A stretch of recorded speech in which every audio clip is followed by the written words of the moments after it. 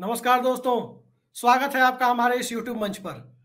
बिहार की राजनीति में क्या चल रहा है, नीतीश कुमार क्या करने वाले हैं, जनता दल यूनाइटेड में अंदर खाने क्या हो रहा था और किस तरह की खबरें बिहार को लेकर चल रही है या प्लांट करने की कोशिश की जा रही है, वो पिछले हफ्ते भर से आप देख रहे हैं। लेकिन बिहार की जो असली खबर है कि बिहार कितना बड़ा राजनीतिक खेल करने की तैयारी कर रहा है, उस पर किसी की या तो नजर नहीं है या जिसकी नजर है वो जानबूझकर इस खबर को छिपा रहे हैं। हकीकत क्या है बिहार की? और बिहार में, चूंकि बिहार की राजनीति नहीं बल्कि देश की राजनीति में कई सारे चाणक्यों की, आधुनिक चाणक्यों की जो सूची बन चुकी है, उस सूची में निश्चित तौर पर एक नाम नीतीश कुमार का भी आता है, शरद पवार का भी आता है।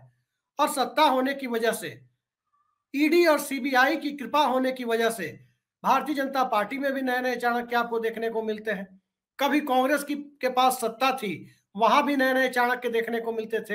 लेकिन परमानेंट चाणक्य जब नीतीश कुमार और शरद पवार जैसे लोग माने जाते हैं, तो उस परिस्थिति में बिहार आने वाले पखवाड़े भर में, या यूं कहे कि अगले एक महीने के दरमियान किस दिशा में जा सकता है। और बिहार की राजनीति में जहां नीतीश कुमार को कमजोर माना जा रहा था, तेजस्वी यादव के साथ फ्रिक्शन की खबरें आ रही थी, राजद के साथ दूरी बढ़ने की खबरें आ रही थी, उस खबर में कितनी सच्चाई है कितनी नहीं है ये एक अलग मसला है।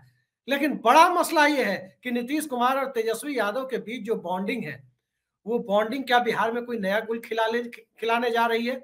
आज इसी मुद्दे पर चर्चा करते हैं। और इस चर्चा के लिए बिहार की राजनीति समेत देश की राजनीति पर बेहद बेहद पैनी नजर रखने वाले ऋषि मिश्रा जी हमारे साथ हैं। नमस्कार। ऋषि मिश्रा जी, बहुत बहुत स्वागत है आपका। बिहार के नमस्कार। बारे में तमाम तरह की खबरें चल रही हैं। जनता दल यूनाइटेड में अध्यक्ष पद को लेकर जो तमाम अटकलें थी, वहां भी पटाक्षेप होता हुआ आपने देख लिया, पूरे देश ने देखा। दिन रात किसी भी पार्टी के अंदरूनी मसले पर इतनी खबर आपने हालिया दिनों में शायद ही चलती देखी होगी, जितना नेशनल मीडिया से लेकर रीजनल मीडिया तक हर जगह आपने देखा।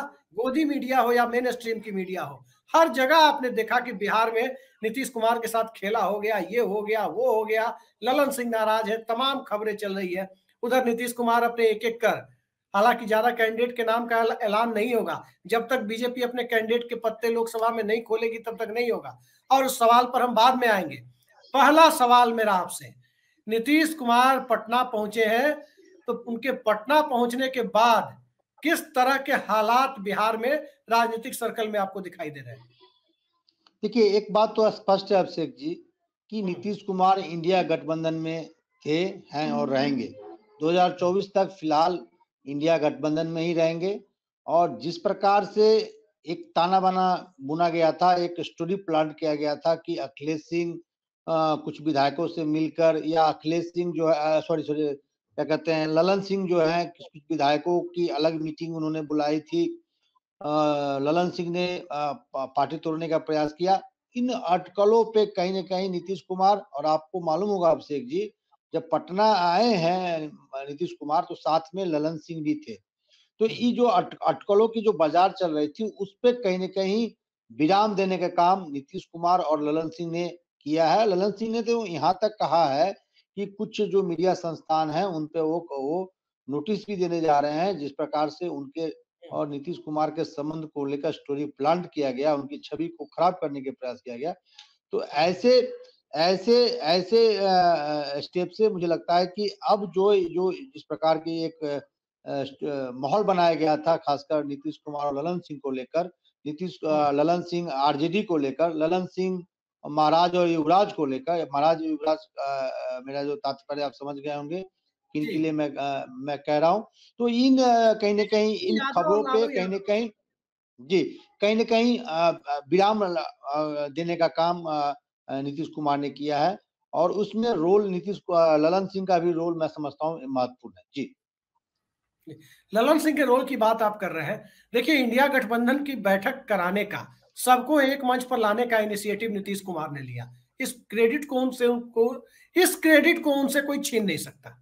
पहली बात, इंडिया गठबंधन का पॉलिटिकल एजेंडा जो आजकल राहुल गांधी दोहराते हैं, जाति जनगणना, जिसकी जितनी संख्या भारी उसकी उतनी हिस्सेदारी, आरक्षण की, ये सारे मुद्दे जो आज राहुल गांधी उठा रहे हैं, कहीं ना कहीं इस मुद्दे को लेकर कोई एक नेता इस देश में आगे बढ़कर, बल्कि कथनी से आगे बढ़कर करनी में उतारने का काम किसी ने किया तो वो नीतीश कुमार ने किया। और यही कारण है कि उत्तर प्रदेश में आनंद फानन में रामलला के मंदिर को लेकर के जो हाइप क्रिएट किया जा रहा है, आप भी जानते हैं कि जाति जनगणना का मुद्दा उत्तर प्रदेश में भी घुस चुका है। फूलपुर से नीतीश कुमार के जाने की चर्चा भी है, मक्का मदीना समाजवादियों का कहीं दिया उस दिन केसी त्यागी ने। अब आपको क्या लगता है, एजेंडा नीतीश कुमार सेट कर रहे हैं, कांग्रेस पार्टी उस एजेंडे पर और इंडिया गठबंधन के अधिकांश दल उस एजेंडे पर आगे बढ़ते हुए दिख रहे हैं, तो भला इस मौके पे गठबंधन छोड़ने की अफवाह उड़ाने वाले आखिर किस तरह के एलिमेंट थे कि नीतीश कुमार के बारे में आखिर ये हुआ क्या और कैसे इस तरह की अफवाह चलने लगी? देखिए अभिषेक जी, आप जानते हैं कि तमाम जो ओपिनियन पोल आ रहे हैं, तमाम जो ऑब्जर्वेशन आ रहे हैं, खासकर 2024 लोकसभा चुनाव को लेकर, उसमें 2-3 ऐसे राज्य हैं जिसमें बीजेपी को परेशानी उठानी पड़ सकती है, तो खासकर 2024 लोकसभा चुनाव के संदर्भ में। उसमें एक इम्पोर्टेंट राज्य है, वो है बिहार। और बिहार को लेकर जितने भी ओपिनियन पोल हुए हैं, उसमें ये दिखाया गया है कि नीतीश कुमार, लालू यादव, कांग्रेस और लेफ्ट मिलकर चुनाव लड़ती है तो नतीजे कुछ और होंगे। और इस जो नतीजे बताए जा रहे हैं, खासकर बिहार, महाराष्ट्र और पश्चिम बंगाल को लेकर, उससे बीजेपी खेमा में, खासकर जो बीजेपी के टॉप 2 नेता हैं, अमित शाह और नरेंद्र मोदी, कैंप में बेचैनी है। और इसीलिए इस प्रकार का स्टोरी प्लान किया जाता है, इसलिए इस प्रकार के नैरेटिव तय किए जाते हैं कि देखिए, एक तरफ नीतीश कुमार जो है इंडिया गठबंधन के मेन सूत्रधार हैं, में होती है, जो इंडिया गठबंधन का परिकल्पना नीतीश कुमार ने किया था, उसको साकार करते हुए नीतीश कुमार कहीं न कहीं अब तक सफल रहे हैं। उस परिकल्पना को, उस थ्योरी को, उस नैरेटिव को कहीं न कहीं ध्वस्त करने का काम बीजेपी करना चाहती है, और उसी क्रम में इस प्रकार का स्टोरी प्लान किया जाता है। अभिषेक जी, मैंने उस दिन भी आपसे कहा था और कई चैनलों पे मैंने कहा था कि बीजेपी के तरफ से दिल्ली से स्टोरी प्लान किया जाता है। उसके बाद जो बीजेपी के जो भोपू हैं, चाहे राष्ट्रीय मीडिया में कई ऐसे चैनल हैं, आप मैं नाम नहीं लेना चाहता हूं, उस नैरेटिव को आगे बढ़ाने के काम करते हैं। इसमें खासकर कुछ यूट्यूबर भी हैं, उनका भी इसमें रोल जो है संदिग्ध है। तो इस प्रकार का नैरेटिव इसलिए बनाया जाता है ताकि ये दिखाया जाए कि इंडिया गठबंधन में सब कुछ नहीं है। मैं एक एग्जाम्पल बताता हूँ। ममता बनर्जी ने ये नहीं कहा कि सभी सीटों पे मैं बंगाल में मैं लड़ूंगी, लेकिन नैरेटिव ये एक स्टोरी प्लान किया जाता है कि ममता ने ये कहा कि पश्चिम बंगाल में मैं सभी सीटों पे मैं लड़ूंगी। पर ममता जी ने ये कहा कि जो जहां मजबूत है उसके लीडरशिप में इंडिया गठबंधन को लीड किया जाए। जैसे बंगाल में ममता जी काफी मजबूत है, तो उनके लीडरशिप में इंडिया गठबंधन बंगाल में आगे बढ़ेगी। इसी तरह आरजेडी जेडीयू बिहार में मजबूत है, तो इन दोनों छतरप के लीडरशिप में इंडिया गठबंधन आगे बढ़ेगी। तो इस प्रकार का जो एक थ्योरी बनाया गया है, उससे बीजेपी परेशान है। और आप देखिए, तमिलनाडु में बीजेपी कहाँ है, केरला में बीजेपी कहाँ है, आंध्रा में बीजेपी कहाँ है, कर्नाटका में जिस प्रकार से सफाया हुआ है 2019 वाले नतीजे, मुझे नहीं लगता है कि कर्नाटका में बीजेपी दोहराने जा रही है। तो ऐसे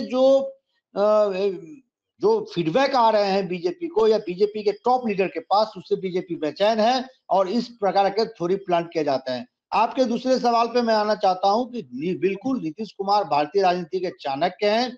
उन्होंने नैरेटिव सेट कर दिया है कि जो ओबीसी जातीय जनगणना को लेकर, हालांकि राहुल गांधी ने नागपुर में भी इस चीज को, नागपुर की जो रैली हुई है उसमें राहुल गांधी और मल्लिकार्जुन खड़गे साहब ने उस चीज को दोहराया है, लेकिन तमाम और जो इंडिया गठबंधन के एलाइज हैं, यदि इस थ्योरी पे आगे बढ़े, खासकर जातीय जनगणना वाले इशू पे आगे बढ़े, तो बीजेपी के लिए परेशानी का सबब है। और आपने 90 में भी देखा होगा, 90 के दशक में राम मंदिर आंदोलन के बावजूद भी मायावती और अखिलेश क्या कहते हैं मुलायम सिंह यादव एक हो गए, तो आपने देखा कि किस प्रकार से मंडल ने कमंडल को पराजित किया उत्तर प्रदेश में।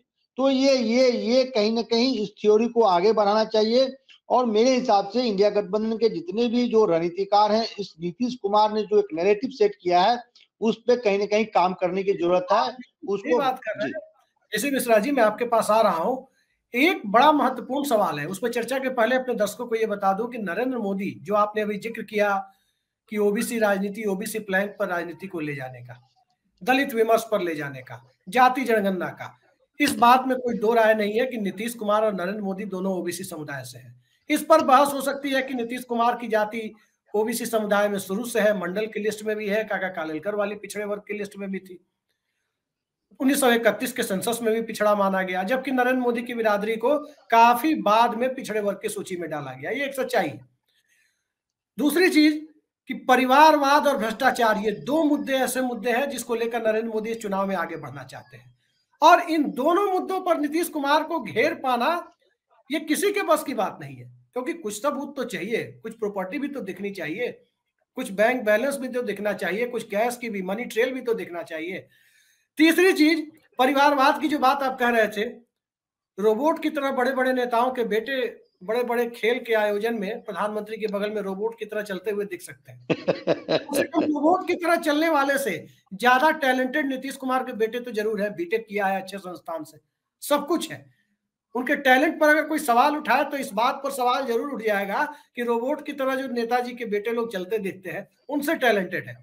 तो नीतीश कुमार को घेर नहीं पाना नरेंद्र मोदी की एक व्यवस्था है, ये बात मैं मानता हूं। जो आप तर्क दे रहे हैं ये बिल्कुल सही है कि ओबीसी की राजनीति और तमाम छवि को लेकर जो राजनीति होती है उस व्यवस्था है। एक सवाल जो कई दिनों से अंदर खाने तैर रहा है और कुछ ने आपने भी आज चर्चा कर दी, और उस चर्चा के बाद ही मैंने तय किया कि आपके साथ ही आज प्रोग्राम करें। अंदर खाने जो बड़े सोर्सेज हैं इंडिया गठबंधन के बिहार के, वो कह रहे हैं कि बिहार में पिछली बार तो चिराग मॉडल हुआ था तो जेडीयू की सीट पर एनडीए के, विस्तारित एनडीए के, व्यंग्यमान में वो कहते हैं कि विस्तारित एनडीए के 2 कैंडिडेट थे, एक चिराग पासवान के भी कैंडिडेट थे जेडीयू वाली सीट पर।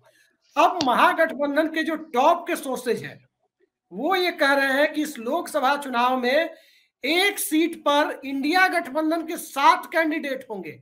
ये 7 कैंडिडेट का मतलब क्या है? मैं तो सुन के भन्ना गया कि एक 7 कैंडिडेट कैसे लड़ेंगे इंडिया गठबंधन के। बिल्कुल आपने सही सुना है, और यदि सब कुछ सही रहा तो इंडिया गठबंधन के 7 उम्मीदवार आपको देखने को मिलेंगे, और उसको मैं डिकोड कर दूंगा जी। एक सीट पे 7 कैंडिडेट देखने को मिलेंगे, और ये आपको ये जान के आश्चर्य होगा कि आपका एक संसदीय क्षेत्र तो एक है, 7 उम्मीदवार कैसे होंगे। तो मैं आपको बता दूं कि 22 जनवरी को आपको एक बड़े राजनीतिक डेवलपमेंट देखने को मिलेंगे। अयोध्या में नहीं, आप सोच रहे होंगे ऋषि जी अयोध्या में कर रहे हैं, फिर इधर 7 सीटों की बात कर रहे हैं। पहले 7 वाली बात बताइए, 22 पर तो हम आएंगे, 7 वाली बात बताइए। 7 वाली ये थ्योरी है कि हो सकता है कि लोकसभा चुनाव के साथ साथ बिहार में विधानसभा चुनाव भी करा लिया जाए। इस थ्योरी पे भी काम चल रही है, और इस थ्योरी पे कहीं ना कहीं मुझे लगता है 60 to 70% काम हो चुका है। 7 मतलब मैं बता रहा हूँ, थोड़ा धैर्य रखिए। 7 पे एक तो हो गए संसदीय क्षेत्र के उम्मीदवार, यानी लोकसभा उम्मीदवार हो गए, और 6 हो गए विधानसभा। जनरली एक लोकसभा क्षेत्र में 5 या 6 विधानसभा होते हैं, तो विधानसभा, हाँ, तो विधानसभा के उम्मीदवार भी साथ साथ होंगे, और इसका 6+1। इसलिए मैंने जो थ्योरी दिया है कि इंडिया गठबंधन के, या कुछ पत्रकारों ने दिया है, कुछ बुद्धिजीवियों ने दिया है, और ये थ्योरी चल भी रही है। पटना से लेके दिल्ली के राजनीतिक गलियारों में ये खबर बहुत तेजी से ये हो रही है कि इंडिया गठबंधन के 7 उम्मीदवार होंगे 2024 में। तो इसके खुलासा कर रहे हैं कि नीतीश कुमार और तेजस्वी यादव कहाँ लोग फ्रिक्शन करा रहे थे, और आप अंदर खाने में एक विस्फोटक खबर एक तरह से दे रहे हैं। यही तो आज के स्टोरी की इनसाइड स्टोरी है। आज के स्टोरी की इनसाइड स्टोरी यही है कि तेजस्वी यादव और नीतीश कुमार इस प्रकार के कंफर्ट जोन में है।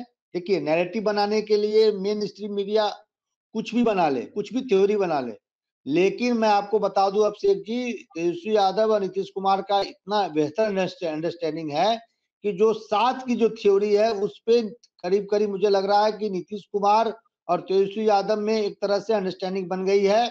सिर्फ महाराजा को समझाने की जरूरत है। महाराजा मैं पहले भी शब्द उपयोग किया, तो दर्शकों के लिए मैं क्लियर कर दूं, महाराजा बिहार की राजनीति में लालू यादव को मैं कहता हूं, और युवराज जो है तेजस्वी यादव हैं।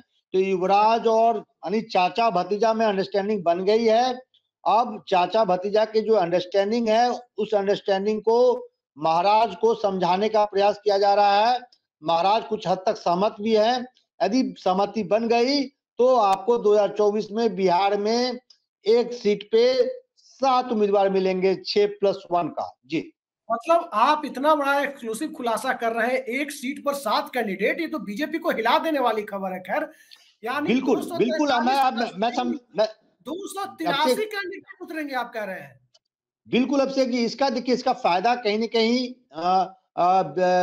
इंडिया गठबंधन को मिलेगा, खासकर महागठबंधन को मिलेगा। मैं उसके पीछे बताता हूँ, जैसे सीतामढ़ी ले लीजिए। सीतामढ़ी में जेडीयू ने अपना उम्मीदवार एक तरह से घोषित कर दिया है, देवेश चंद्र ठाकुर।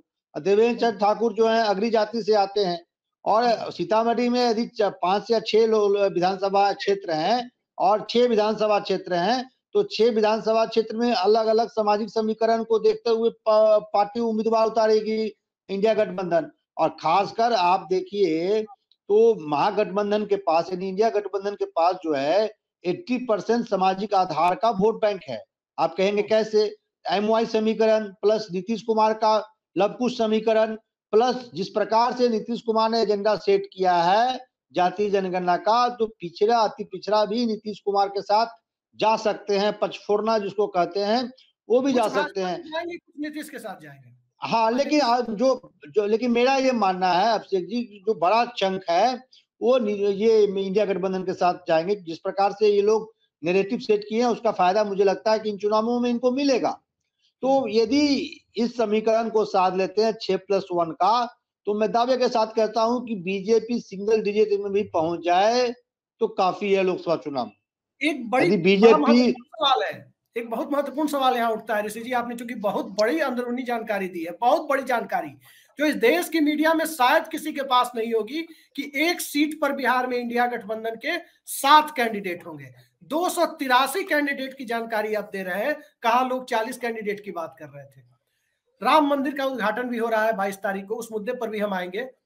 लेकिन तेजस्वी यादव ने अपना ऑस्ट्रेलिया दौरा रद्द कर दिया है। ऑस्ट्रेलिया न्यूजीलैंड के दौरे पर वो जाने वाले थे और ईडी के सामने उनकी पेशी भी है।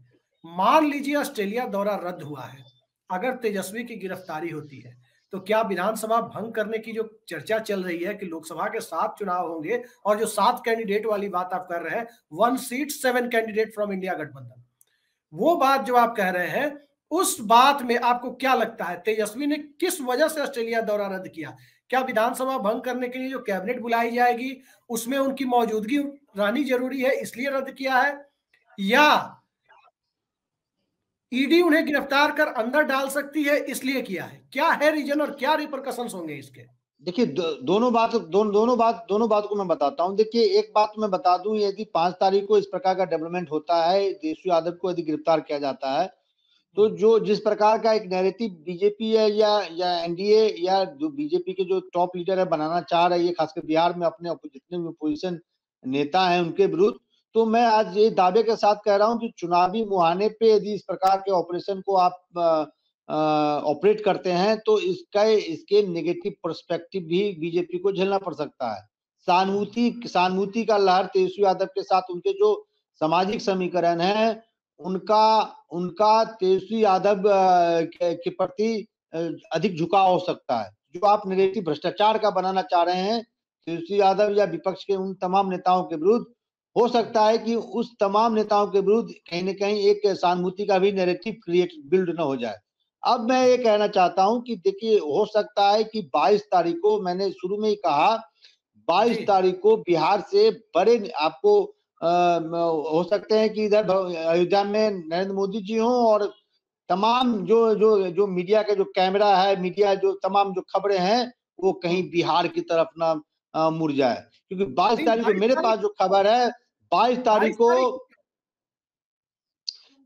को इसलिए, सॉरी 22 जनवरी को इसलिए अभिषेक जी, 22 जनवरी को ये कहीं न कहीं घोषणा हो सकती है कि नीतीश कुमार कहीं न कहीं विधानसभा को कहीं न कहीं डिसॉल्व न कर दे, और साथ में लोकसभा चुनाव के साथ, और ये क्या कहते हैं, आपको लोकसभा चुनाव के साथ विधानसभा चुनाव की न करा लिया जाए। ऋषि मिश्रा जी, आप जो बात कह रहे हैं, आप कहीं ना कहीं भारतीय जनता पार्टी के थिंक टैंक को हिलाने वाली बात कर रहे हैं।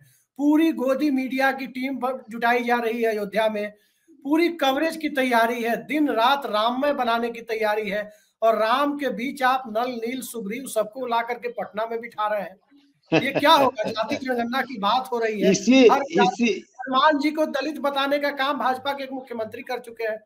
अब उस दौर में जब उन्हीं दलितों की, उन्हीं ओबीसी की, उन्हीं सवर्णों की जाति आधार पर गिनती कराने वाले मुख्यमंत्री, जो कहा जाता है कि अपना राम राज्य लाना चाहते हैं, इस राम राज्य के दौर में और मोदी के द्वारा रामलला के मंदिर का जो उद्घाटन हो रहा है, रामलला को प्राण प्रतिष्ठित किया जाएगा मंदिर में, उसी दिन यदि नीतीश कुमार ये खेल आप जो कह रहे हैं कि संभावना इस बात की है, किस दिशा में सियासत जाएगी? जाति जनगणना बनाम रामलला, मंदिर वहीं बनाएंगे या सीता जन्मभूमि के लिए पहला कैंडिडेट जो नीतीश कुमार ने घोषित किया है सीतामढ़ी से, जो चर्चाएं चल रही है, क्या लगता है सियासत का पहला दांव चल दिया है नीतीश कुमार ने क्या? जी ऋषि मिश्रा जी, मेरी आवाज मिल रही है? हाँ, आपकी आवाज आ रही है, मेरी आवाज आ रही है आप तक? हाँ, आ रही है। देखिए, नीतीश कुमार को इसलिए भारत के राजनीति का अचानक नहीं कहा, इसलिए कहा जाता है कब क्या स्टेप लेंगे और क्या दूसरे स्टेप से भारतीय राजनीति में भूचाल आ जाएगा, ये परिकल्पना बीजेपी के जो टॉप थिंक टैंकर हैं वो भी नहीं कर सकते हैं। और मेरे पास जो सोर्सेस से खबर है, 22 तारीख को, यदि मैंने शुरू में कहा कि लालू यादव को नीतीश कुमार, तेजस्वी यादव समझाने में सफल रहे, तो हो सकता है कि 22 तारीख को आपको विधानसभा भंग कर दिया जाए और नई चुनाव की घोषणा आपको कहीं न कहीं आपको देखने को मिलेगा और पूरे नैरेटिव बदल जाएगा। आपने बिल्कुल सही कहा कि मंडल वर्सेस कमंडल की जो राजनीति है वो कहीं न कहीं पूरे हिंदुस्तान के राजनीति में अपने परवाने पे होगी। तो ये कहीं न कहीं नीतीश कुमार के मन में तेजस्वी यादव के साथ कहीं न कहीं वो एक अंडरस्टैंडिंग उन्होंने बना लिया है और नीतीश कुमार 22 तारीख को जो धमाका करने जा रहे हैं, यदि मेरे सोर्सेज से जो खबर मिल रही है सही है, तो आप समझ सकते हैं कि नहीं, वो धमाका करने जा रहे हैं या लालू यादव की सहमति के बाद ये राजनीतिक धमाका संभव है? देखिए, लालू यादव 50% मुझे लगता है कि कुछ हद तक सहमत हैं और जिस प्रकार से ईडी भी एक प्रकार से दबाव बना रहा है तेजस्वी यादव पे, आपने देखा जिस प्रकार से ऑस्ट्रेलिया का जो यात्रा उन्होंने रद्द कर दिया है और जिस प्रकार से बराबर उनको पहले भी नोटिस दिया गया, 5 जनवरी को नोटिस दिया गया और खबर यह है कि 5 जनवरी को पूछताछ के बाद उनको गिरफ्तार भी किया जा सकता है। तो उस ऑपरेशन के मद्देनजर मुझे लगता है कि लालू यादव भी इस चीज को समझेंगे और लालू यादव की सहमति होते ही 22 तारीख को मुझे लग रहा है कि ये बड़े राजनीतिक डेवलपमेंट आपको बिहार में और इसका इम्पैक्ट बिहार ही नहीं पूरे हिंदुस्तान की राजनीति में पड़ेगा। जी, आपने ऋषि जी आज बहुत बड़ा खुलासा किया। हालांकि इस बात में पहले से इस बात की चर्चा थी कि नीतीश कुमार की दिली इच्छा थी कि विधानसभा चुनाव पहले हो या लोकसभा के साथ हो। और मैं एक बात और जोड़ दूं अभिषेक जी। देखिए, नीतीश कुमार भी समझते हैं कि जिस प्रकार से 2020 में उनके साथ छल किया गया एनडीए गठबंधन में, जो आपने थ्योरी दिया कि एनडीए के 2 उम्मीदवार लड़ रहे थे, 2 उम्मीदवार बीजेपी के कहिए, एनडीए के नहीं, बीजेपी के 2 उम्मीदवार लड़ रहे थे, एक तरह से घोषित तो दूसरा अघोषित, उससे जेडीयू को काफी नुकसान उठाना पड़ रहा है। तो नीतीश कुमार के मन में ये कहीं ना कहीं है कि क्यों ना विधानसभा चुनाव, जी, दो की जगह 7 उतार दो, यही आप चाहते हैं कि नीतीश कुमार के तो ये काउंटर रिप्लाई करना चाहते हैं, एक करारा जवाब देना चाहते हैं बीजेपी और बीजेपी के जो तथाकथित चाणक्य हैं उनको, कि कौन सा चाणक्य बड़ा है, ये पाटलिपुत्र का चाणक्य बड़ा है या गुजरात का चाणक्य बड़ा है। तो इस बार आप देख लीजिएगा 2024 के 22 जनवरी को आपको पता चल जाएगा कि हिंदुस्तान की राजनीति के सबसे बड़ा चाणक्य कौन है, बिहार का यानी पाटलिपुत्र का लाडला या गुजरात का अमित शाह। तो ये देखिए, बड़ा मजा आने वाला 22 जनवरी 2024। जी, चलिए, जो भी खबर होगी वो तो हम अपने दर्शकों को पल पल की अपडेट देते ही रहेंगे, लेकिन आज जो आपने खुलासा किया है, कहीं ना कहीं 22 जनवरी को एक इवेंट बनाने वाली भारतीय जनता पार्टी नीतीश कुमार के बारे में, उनके मन में किस तरह की बातें चल रही है, और यदि जो चल रही है उसका थोड़ा भी छन कर जो आप तक आया है, उस बात में यदि वाकई लालू प्रसाद यादव ने सहमति दे दी, तो बहुत बड़ा राजनीतिक खेल न सिर्फ बिहार में, राष्ट्रीय स्तर पर बीजेपी उस 440 वोल्ट के करंट को महसूस करने की स्थिति में होगी। और इसके साथ ही अंतिम बात जो मैं कहने जा रहा हूं वो ये है कि नीतीश कुमार सोशल इंजीनियरिंग के उस्ताद हैं। जब एक सीट पर 7 कैंडिडेट की बात ऋषि मिश्रा जी कर रहे हैं, तो 7 कैंडिडेट के साथ 7 सामाजिक समीकरण यदि एक सीट पर जुड़ेंगे, तो कहां गया चुनावी हिंदुत्व और कहां गया मंदिर को लेकर बनाया गया नैरेटिव, ये देखना बड़ा दिलचस्प होगा। और नीतीश कुमार के बारे में तो सभी जानते हैं, जिस दिन से 2020 का विधानसभा चुनाव का नतीजा आया, उसी दिन से क्लियर है कि नीतीश कुमार चाहते थे कि समय से पहले चुनाव हो, उनकी स्ट्रेंथ 45 से ऊपर जाए। राष्ट्रीय जनता दल को भी ये लग रहा होगा कि उसकी स्ट्रेंथ तो कम होनी नहीं है, जो 80 के आसपास है। एक बात की थोड़ी चिंता राजद के लोगों को जरूर होगी कि नीतीश कुमार भी 80 के करीब पहुंच जाएंगे, 100 दोनों लड़ेंगे, लोकसभा में 17 दोनों लड़ेंगे, ये बात करीब करीब क्लियर है। 43 सीटें विधानसभा की लेफ्ट और कांग्रेस में बटेंगी, और बची हुई 6 सीटें लोकसभा की लेफ्ट और कांग्रेस में बटेंगी। तो जब ये इतना बड़ा रेनबो कोalition और एक सीट पर 7 कैंडिडेट वाली जो बात ऋषि मिश्रा जी ने आज इतना बड़ा खुलासा किया है, इस खुलासे के बाद निश्चित तौर पर आज की तारीख में सबसे बड़ा झटका किसी को लगने जा रहा है, या सबसे ज्यादा अपनी रणनीतियों को लेकर जो दोहरी मानसिकता का शिकार होने जा रही है, वो तो आरोप ऋषि मिश्रा जी को झेलना पड़ेगा कि ऋषि मिश्रा जी ने भारतीय जनता पार्टी की चुनावी रणनीतियों को कहीं ना कहीं नए सिरे से परिभाषित करने के लिए उसको तैयार रहने का संकेत दे दिया है। फिलहाल के लिए इतना ही। आने वाले वक्त में जो भी भारत की राजनीति में, अर्थव्यवस्था में जो भी जिस प्रकार की अपडेट होगी, उसके साथ हम आपके सामने समय समय पर उपस्थित होते रहेंगे। नमस्कार।